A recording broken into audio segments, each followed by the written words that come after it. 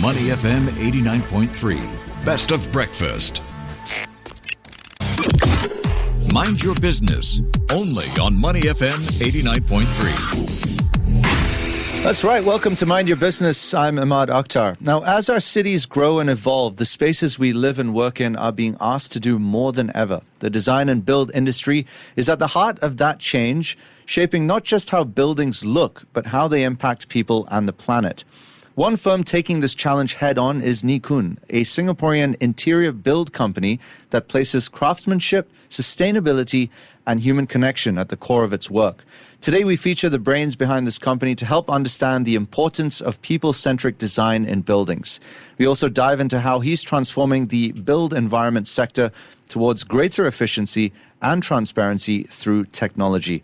We're pleased to welcome on the show Oliver Goh, founder and managing director of Ngee. Oliver, good morning. How are you? Hi, good morning. Hello, guys. Nice to be here. Nice to have you on. Now, just to set a bit of context for our listeners, how would you describe the current landscape of interior design in Singapore and in the region? Some of the most exciting trends or challenges you see shaping the industry today? Well, I think right now a lot of changes because of the trade wars and what we're seeing also with technologies and AI. Your customers right now come to you, with AI designs, renders all done, and they expect you to deliver. They expect you to have pricing right, and you must be able to pivot. You must be able to address them and must be able to look into the areas for their future.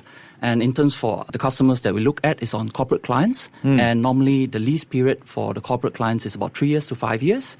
And what's important is for us to also help them to map out their future space, not to take up too much space, and also to make sure that it's efficient. Because after COVID, the world has changed. People are going into hybrid working. And instead of 200 packs having a seat each, 2 people share 1 seat right now. So what it means is helping your clients size up rightly, making sure that they can grow with the additional spaces, and making sure that the folks can work from home, can work in offices, and what is the difference between each space when they come to the workspace. All right, let's dive into the origin story of Ngee. What inspired you to start this interior build firm in 2023? Did you have a passion for design in your younger days? What were you up to before establishing the firm? Well, I would say it's pretty much about survival because my family has been in this industry since 1972, and just before COVID, I think the family business wasn't doing too well, and there was a time where we didn't even have a place to stay. So as the eldest son, the first thing I need to do is survival. What kind of work can we do for the industry? And during COVID period, while I was in the previous firm, we did interior designs, and the company grew, right? We did resizing of businesses to different sizes, and our customers range from the pharmaceutical industries to media industries to IT industries. That got me thinking and say, hey, look, Ollie, that's something that you can use and do to help protect your family. So I came out to start the business with the name called Ngee and Koon. So Ngee stands for my dad's name, Koon stands for me. So it's a bit about the past and a bit about the future. Excellent. Speaking of which, have you inherited your dad's legacy in your approach to running the business, or do you like to run things your own way? I would say, first and foremost, why Ngee? Having his legacy in terms of values. Family values are important. When the time when we had no money, no home, the things that we have to do is values. You have to keep your family together. Let them know that as long as you try, you find a way out, you can create a space, you can create an opportunity to continue to grow. And that's what we do. And for me, Koon, you look at the future. So I identified future growth back then already in AI technology, robotics, and that was because I was based in China for 7 years, working with Singapore firms as well. So it got me thinking to look ahead. How do I change the landscape in the future? Fast forward 2023, I think that's how I entered the industry, taking up small projects in the commercial sector, the Fortune 500 clients, starting from 3 people. Right now, we are very glad that we are growing up to 40 people. Even until today, we have one of our partners presenting in MBS, and he's an AI company. What we're trying to do is improve the efficiency, improve the transparency to our customers, and making sure that the customers who get our product or finish their renovation, they are satisfied. They have a peace of mind, and they kind of trust us and continue looking for us for the solution after their lease. Okay, let's unpack your target audience a bit more. Unlike other boutique interior firms which tend to focus on residential or home designs, you've steered Ngee towards corporate, commercial, and hospitality, which you've alluded to. What are some of the biggest differences between designing for businesses versus designing for homes? Is it about scale? Is it about client expectations, technical complexity? I think it's all three that you mentioned. It's about complexity because the target audience is, the stakeholders are your employees, your employers as well, employees and employers. We got to understand that it's their livelihoods from 9 to 5 days a week. As a contractor, in your minds, you got to figure out how to make sure you go to the space, the customers that you're serving are excited about their works, have come in and to become productive, right? And as a boutique interior designer, it heartens us when you go into a place that you renovated, your customers are happy, it's buzzing, they're connecting in the pantry, they're discussing in the workstations, they're going to the boardrooms for business opportunities, and those are things that drives us, and in the new world after COVID, people want autonomy, people want freedom, people want to come to office to feel that, hey, that's a worthwhile time, because in COVID, they had been successful working at home.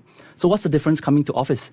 So in our minds, those are very important, and we design spaces with architects, with our sister company LFA, to look at spaces and build them carefully. Yeah, be it the quiet spaces, be it the collaborative. Let's get into your business model. Yeah. You run an end-to-end services approach. How does that compare to a traditional contractor model?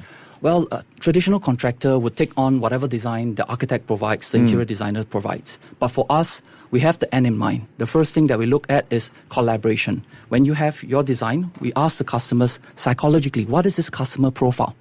For example, a law firm is different from a Google office, right? What is that profile? What is the dynamics? And which are the areas of growth for each department, how they interact. This is the first cut we help the client. And when we see areas where they have over-designed, we'll let the client know, hey, maybe you can consider slightly lesser. And where we see areas that they can consider using Singapore brands, Singapore sustainability brands, we would push for that. Why? Because we're Singaporean. And that's something I pride myself as a contractor, as a main con, because we know the dollar, the $100 bill, we know how to put in the brands that you want to support. You want to put in all the materials that you want to bring in. Yeah. Can you highlight some projects that you've been most excited about so far that stand out to you? I think in these 2 years, we've completed 25 jobs, and probably 3 jobs stand out. One of it is called a chapel project. And it's very important because we work with a famous interior designer, award-winning designer, and that space was a place of solace for our friends, right? Christians. And most important, you got to look at the space, and you look at how that area is important to them. You look at the design, the selection of materials, and we are very fortunate to complete that. The second one is completing an international architect firm in a heritage building. And heritage buildings, there are a lot of challenges entering to the space. People will not dare to enter. But we entered, we look at those areas, and we told the customer, look, which are the areas we can reuse? That is sustainability.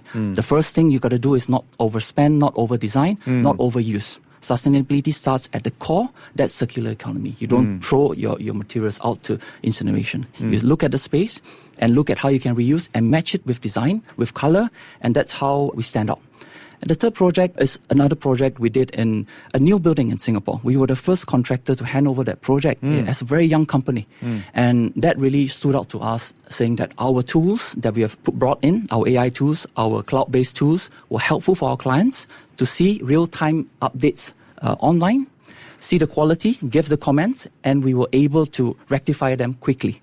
This is something contractors are afraid of, because if you look at my item as a customer, you comment them, I need to change them, right? But we are committed. Why? Because if my materials is not done properly, I have to change them for you.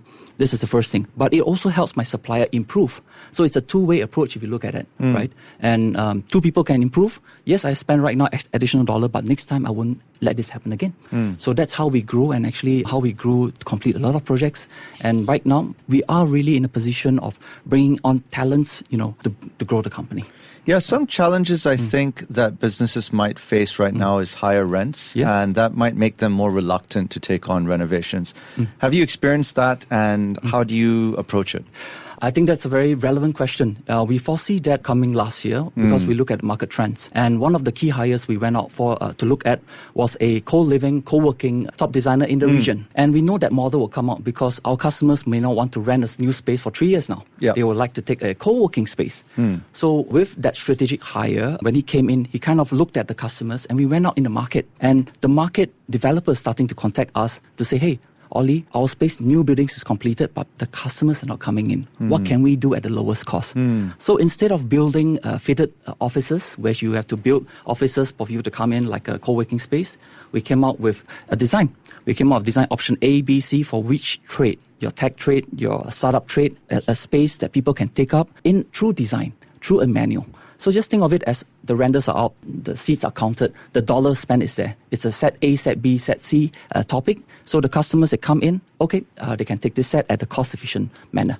So that's how we differentiate ourselves, and we attracted developers to look for us. And in fact, we are very proud that IOI Properties, one of the largest developers from Malaysia, we renovated their own office themselves. We are very prideful because as a new company, you're working with international firms looking for your advice for your quality of works. Yeah, speaking of cost efficient, how do you charge for your services? Do you have a tiered model or a flat model? It's by project basis, right? We understand the market pricing, and most importantly, we make sure it's of right value. The customers needs to know that, hey, I employ you because I'm able to save X dollars. And the dollars that you have saved, they're invested in our company to help bring them forward. What we mean by that, reducing the spaces that they have taken. They can save on the rent to hire us.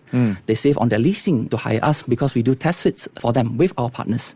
So before they completed the construction, they would already know that end product. They would know the cost. And they would know 3 years down the road how much would they need to take on. And we would do that costing for them. That's about transparency. And that's how we build trust with our customers. All right, just adding on to that, you did give a couple of examples of how Koon has integrated sustainability into your projects. Is there a premium or added value in the market for green builds? So are clients willing to pay more for sustainable interiors, or is it still a challenge convincing them of the long-term ROI?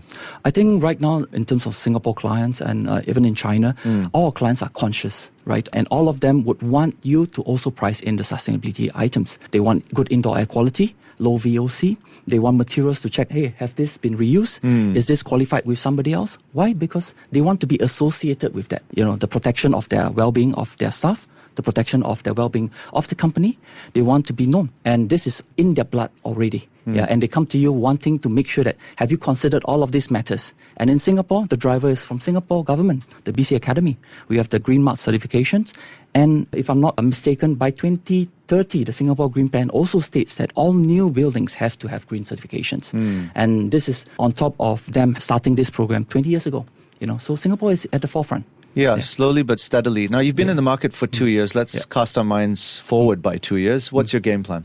I think most importantly, two things important that stand out: digitalizations, AI, and robotics.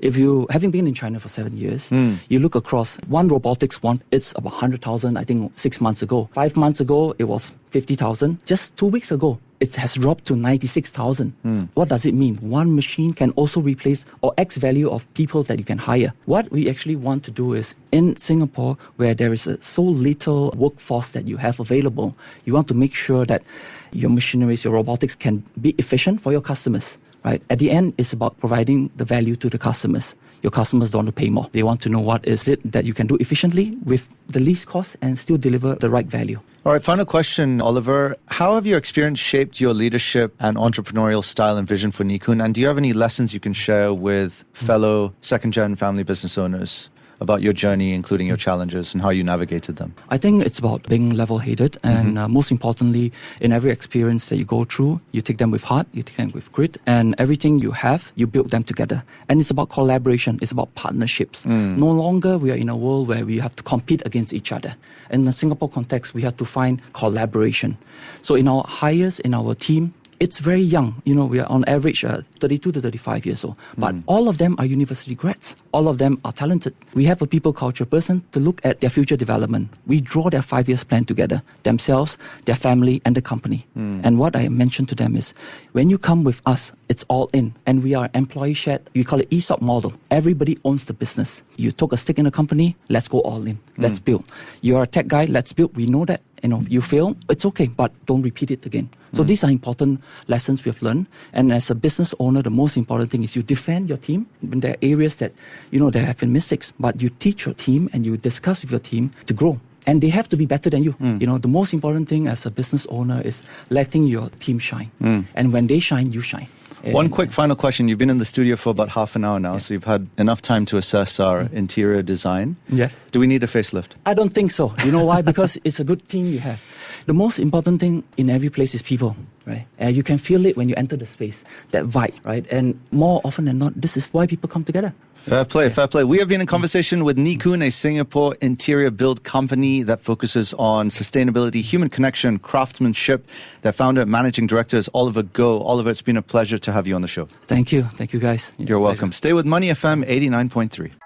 To listen to more great interviews, download our podcasts at audio.sg or download the audio app. That's AWEDIO, audio at the App Store and Google Play.